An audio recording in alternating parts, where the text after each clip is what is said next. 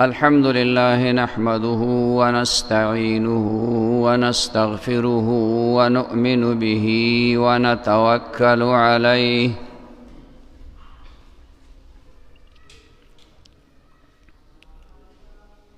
ونعوذ بالله من شرور أنفسنا ومن سيئات أعمالنا من يهده الله فلا مضل له ومن يضلله فلا هادي له ونشهد أن لا إله إلا الله وحده لا شريك له ونشهد أن سيدنا وحبيبنا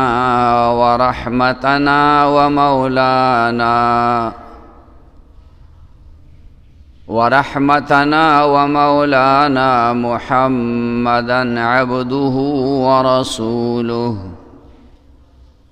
أرسله الله إلى كافة للناس بشيرا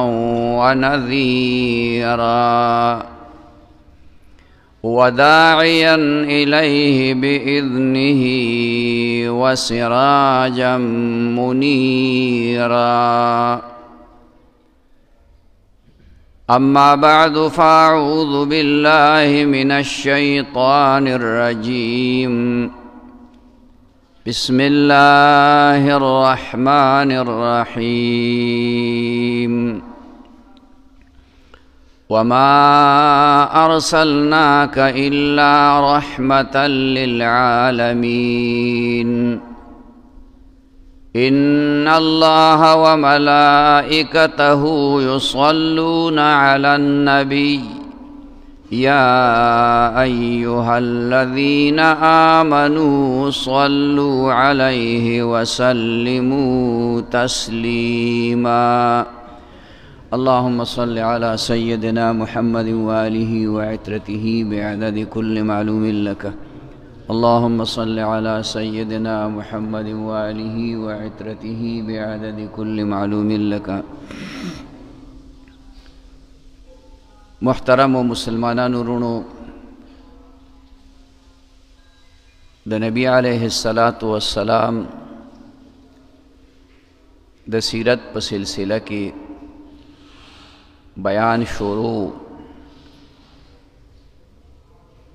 مخکې د احد واقعات ذکر شو چې پاغې کې الله جل شانه ابتدا کې مسلمانانو ته غلبه ورکړه بیا د صحابه کرامو د یو لغزش او د یو کمی په وجه باندې مسلمانانو ته ډېر لوی تکلیف ورسید خو آخر بیا الله مسلمانانو ته غلبه ورکړه او کفار هغه وتښتېدل مسلمانانو ډېر لوی تکلیف وموند او یا کسان پکې شهیدان هم شو او ټول په زخمونو باندې چور چور شو دوی چې سزا پورې لاړل نو وی چې دا نه خو موږ نه بدو شو چې واپس تللی وی دا مسلمانان هم بیخي ختم کړی وی نبی علیہ الصلاۃ والسلام ته اطلاع میلاو شوه اعلان یې وکړ چې سبا به د کفارو تعاقب کو یعنی هغې پسې به ځو د مدینې منورې نه بار 8 کیلومیټره فاصله باندې حمراء الاسد د یو مقام او د زینوم د هغې پورې نبی علیہ السلام د صحابه کرامو سره ای لاړل کافرانو باندې رعب پرېوته وتښتېدل هلته بازارو درې ورځې پکې صحابهو اغستل خرڅول وکړو بلا دنیاوي ګټه یې وکړه. د هغې نه بعد مسلمانان نبی علیه السلام په مدینه منوره کې ژوند کو او په کافرو باندې زبردست رعب پرېوته چې مسلمانان خو مضبوط دي کمزوري نه دي. زمون خدا خیالو چې دوی به کمزوري شي نو موږ به ختم کو، خو خیر د هغې باوجود هغې شرارت نه ختمېده. نو نبی علیہ السلام ته سوال جواب راولېږه، وخت مقرر که چې په آینده موقع باندې به په بدر کې جنگ کوو، میدان بدر کې به جنگ کوو، مقابله به کوو.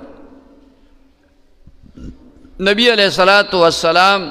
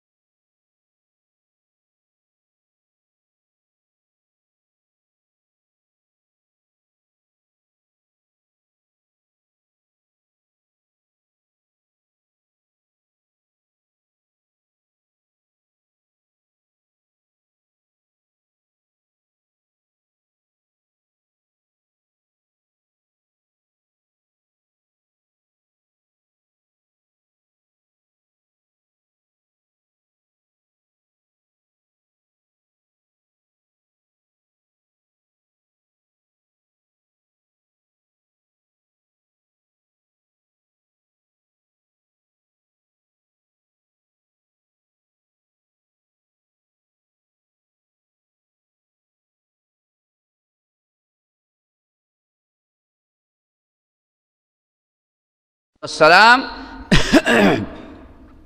سره د صحابه کرامونه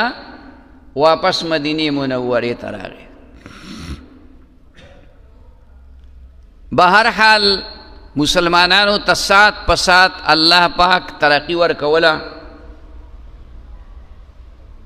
د مسلمانانو تعداد سیوا کېده، کفارو خپلې بدلې اغستې په څه طریقې سره. پاغی کې یو صحابی دے حضرت خبیب رضی اللہ تعالی عنہ، یو دے حضرت زید رضی اللہ تعالی عنہ. دا حضرت خبیب رضی اللہ عنہ کفارو اونیو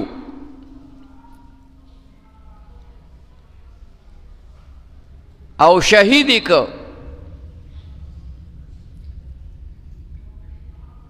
بیا داغی دا خیالو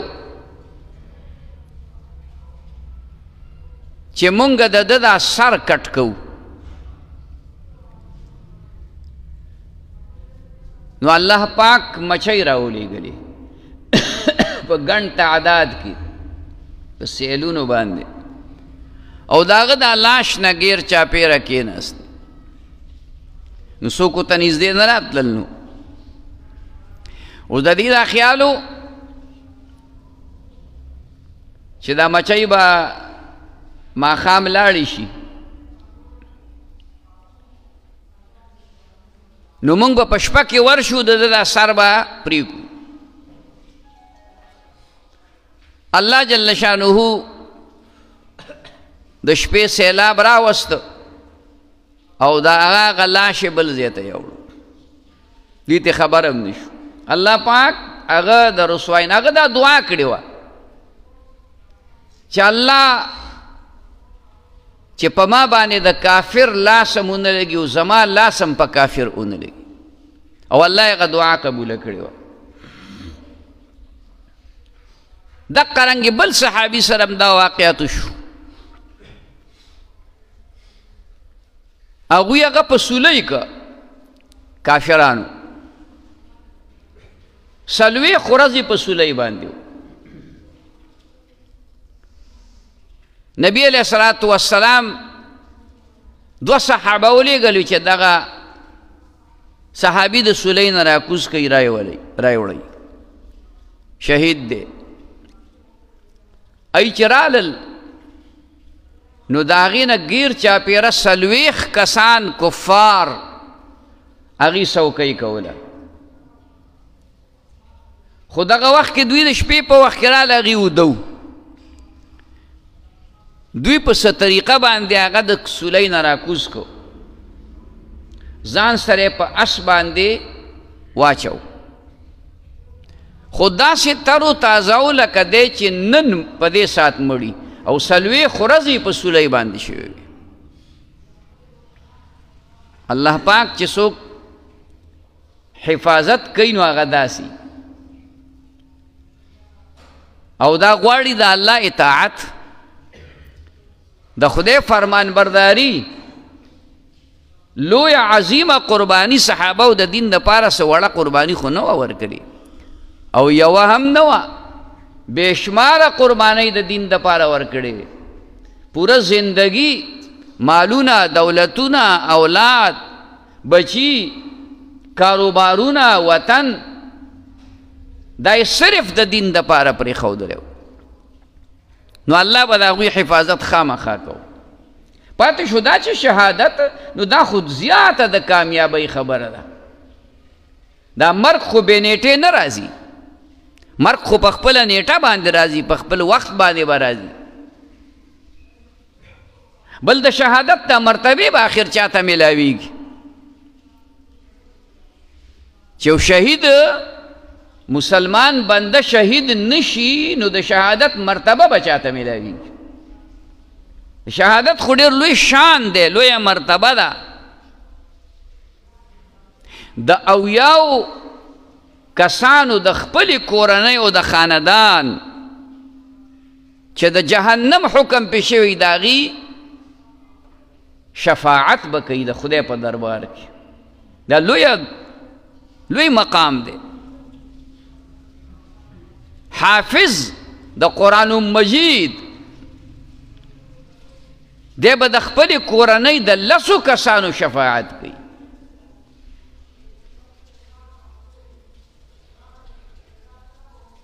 او یو عالم چې په خپل عمل علم کوونکی یو بل ته رسوونکی هغه به د دونه خلکو شفاعت کوي لکه د اسمان د ستوري نو صحابه کرامو عظیمې قربانۍ ورکړې وې لوی دولتونه مالونه دا هر څه چې کوم دی نو قربان کړي وو ځانونه قربان کړي وو سرونه قربان کړي وو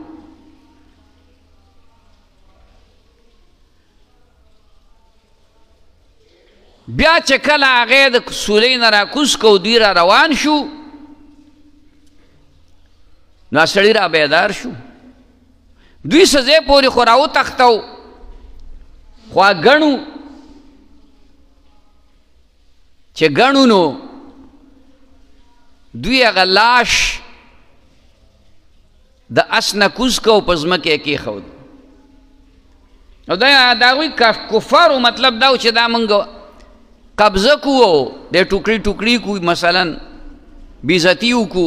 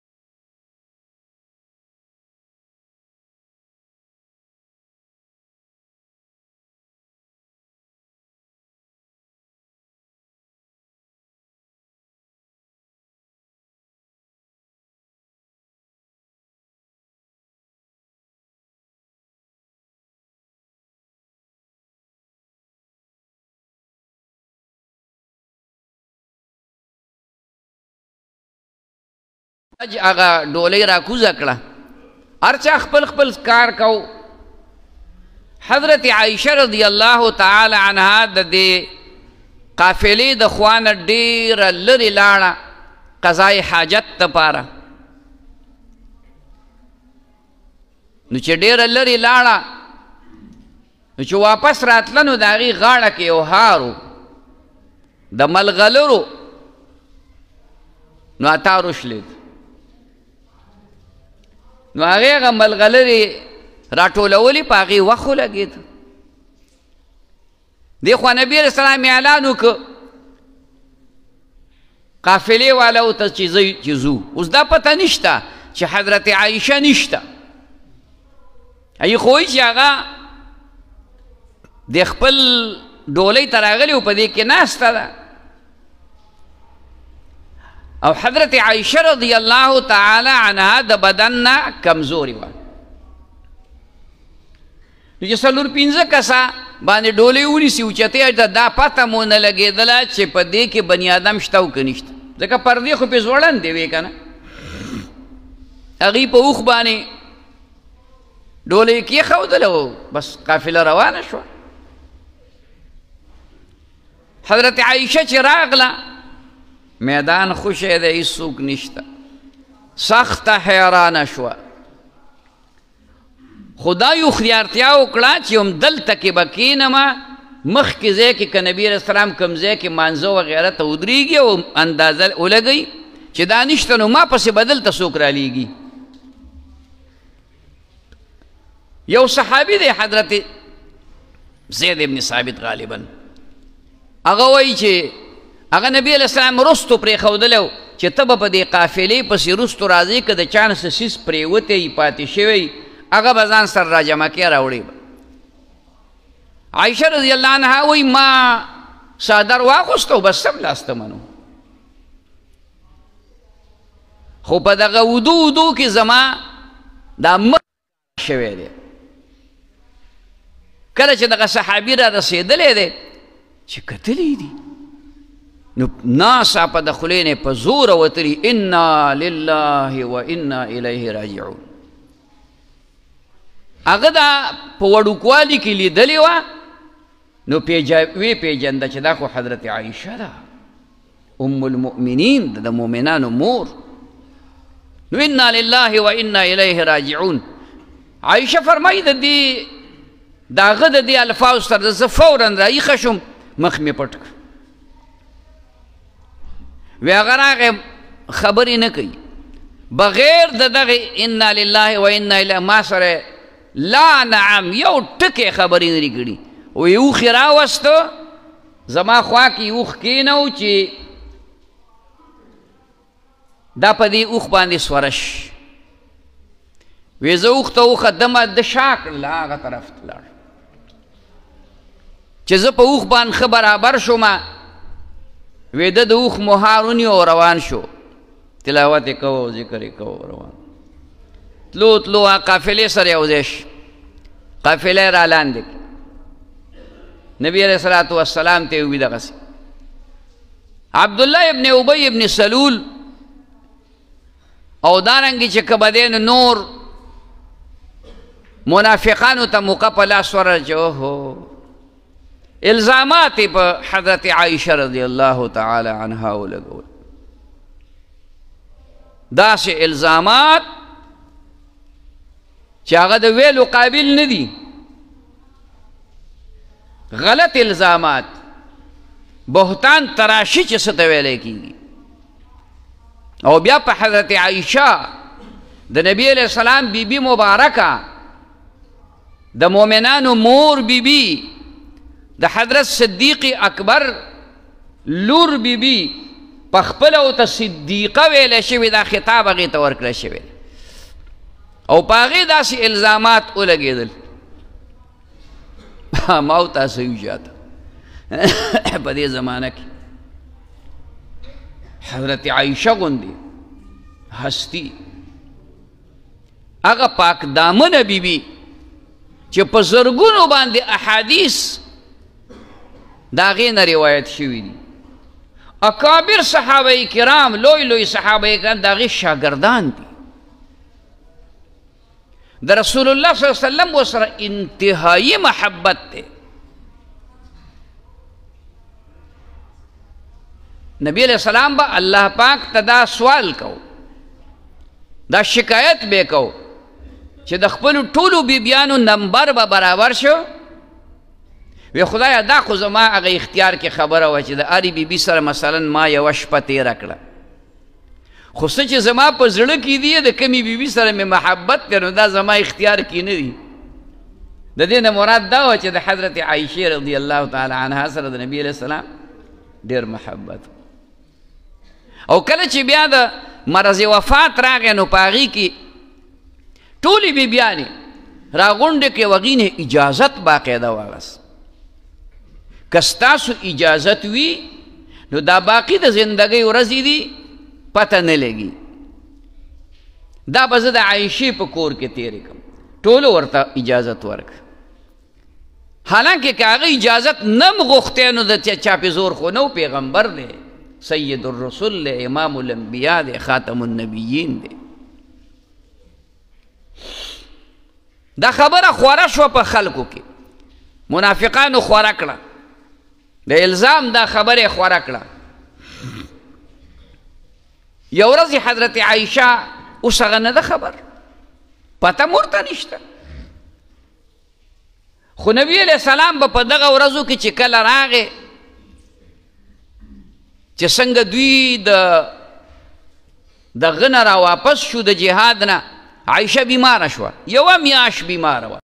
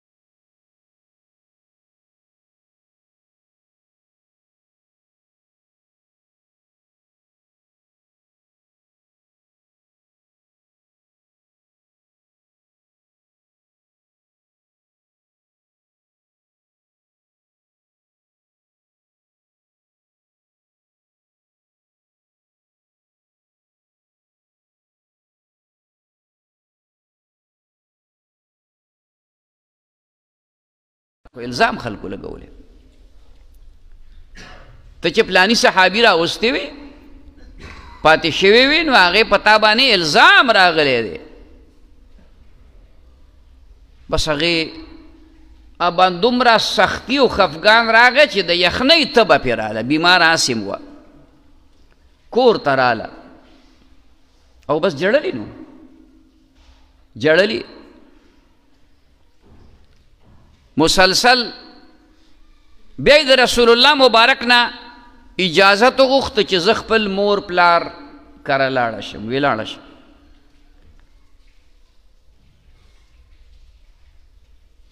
د مور نه تپوس وکړو د پلار نه تپوس وکړو هغې ورته ویاو بچیه په تا دا الزام راغلی دی خو که چرتې ته په حقه باندې ته بری یا پاکې ستا لمن پاکه ده نو هېڅ خطره مه کوه خدای پاک به ستا چې کوم دی د براعت اعلان کوي خیر رسول الله مبارک په دغه حالت کې و عایشه رضی الله تعالی عنها د پلار کره وه خفه وه جړل به بس شپه ورځ جړه شپه ورځ جړه یو ورځ نبی علیه الصلاة والسلام د اسامه رضی الله عنه نه تپوس وکړو چې د عایشې متعلق ستا څه خیال دی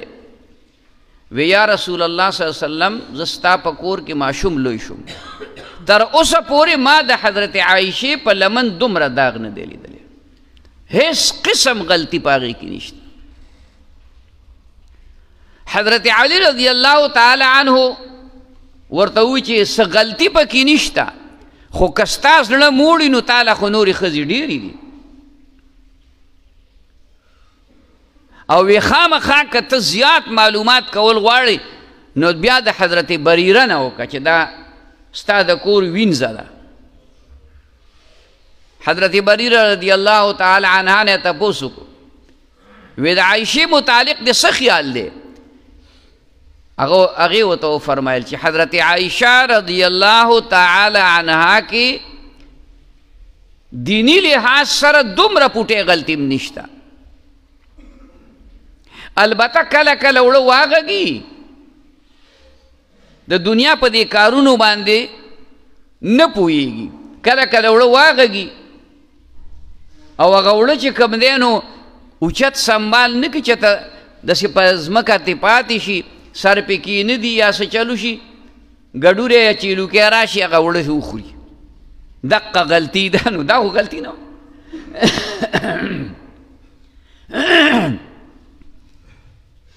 هغه وی ښه بیا رسول الله مبارک لاړ په دې کې د میاشتې نه زیات وخت تېر شوی لاړ د حضرت ابوبکر صدیق کره او د حضرت عایشه رضی الله تعالی عنها سره کېناست دا په دغه عمر کې وخت کې لومبی ځل و چې نبي علیه السلام د خپلې بیبي خوا کې کېناست او هغې نه یې تپوسونه وکړه هغې ورته ټولې خبرې وکړې د خپلې پاک دامنۍ او وغیره وغیره ټولې خبرې ورته وکړې بیا عمده حالت و چې د وحي آثار شروع شو وحي به کله داسې حالت کې راتله چې چاته به پته نه لګېده خو نبي علیه الصلاة والسلام باندې به په سخت ژمي کې خوله راله او ډېر زور به میلاو شي په دې وحي باندې دا سخت د یخنۍ موسم دی او د نبي علیه الصلاة والسلام په تندي مبارک باندې د ملغلرو په شانتې خوله راغله غوټۍ غوټۍ چې کله د وحي آثار ختم شو حضرت عایشه رضی الله تعالی عنها ته وی مبارک شه الله ستا پاک دامني راولېږله لس آیتونه یې راولېږل ستا پاک دامني راولېږله ان الذين جاءوا بالافك عصبة منكم قرآن شریف کې دا آیتونه راغله نبی علیه الصلاة والسلام هغې ته واورول او وی کومو کسانو چې دا الزام لګولی دی په حضرت عایشه که هغې هر یو کس څلور ګواهان پیش نه کړه نو اتیا دورې به وارې کېږي هغه کسان یې ته راچون کړو او هغې له سزا چې کوم دی نو ورکړه ځکه حکم د الله ابوبکر صدیق عایشې ته وایي د نبي علیه الصلاة والسلام شکریه ادا کړه او نه زه به صرف د الله شکریه ادا کوم ځکه چې براعت او پاک دامني اعلان چې کړی دی الله دا الله کړی دی او د هغې نه بعد بیا د نبي علیه الصلاة والسلام سره د هغې د محبت هغه زندګي تېرېده مقصد مې دا دی چې صحابه کرامو د دې دین دپاره دا خبرې هم برداشت کړي دې ته سوچ وکړه دا وړه خبره نه ده دا لویه خبره ده عظیم الشان او الزام چا لګولی دی الزام چې کومه دی منافقانو لګولی بعضې ناپویه سادهګان مسلمانان هغې مو سره شریک شوي هغې ته باقاعده سزا میلاو شوه ځکه چې څوک په چا الزام ولګوي او د هغه سره څلور ګواهان موجود نه وي نو د الزام لګونکي ته دې ته حد قذف وایي اتیا دورې به دی والی کېږي اتیا دورې به والی کېږي نو عرض مې دا کو زما وروڼو دغه زموږ صحابه کرام دي دغه زمونږ انبیا علیهم السلام دي چې د هغوی په نقش قدم باندې خاص کر خاتم النبیین چې د هغه نه وروستو بل پیغمبر دنیا ته راتلو والا نشته. صحابه کرامو هغه دین مونږ ته په ډېر لوی قربانو باندې را رسولی دی. نو مونږ له پکار دی چې مونږ هم د نبی علیه الصلاة والسلام د سنتو مطابق زندگی تیره کو او د یو بل سره د مینې او د محبت زندگی تیره کو. چې کله موږ د پیغمبر په سنتو عمل کو کنه، د پیغمبر په سنتو مو عمل کو، یقین ساتئ خود به زموږ د یو بل سره محبت زیوا کی. څومره چې مونږ کې دینداري راځي، علماو سره کینو، تبلیغیانو سره کینو، تصوف والا سره کینو، نو یقین ساتئ چې مونږ کې به دینداري راځي، که د چا خوښه که د چا خوښه دی. خو د هر مجلس اثر وي. ما مخکې یو خبره کړې وه، یو سړي څه په تماکو کې ساک کړی و، هغه راته خبره کوله، وایي ساک چې پوخ هغې کې تماکو خوند و. نو ما ورته ویلې که تماکو خوند ځکه چې دا تماکو په خوا کې لوی شوی و. ته د عطار په دکان کې نه د یوې پیسې عطر تماله چې راپاسې خوشبویه وي، او د سرمنو په دکان کې کینه چې راپاسې بدبویه وي.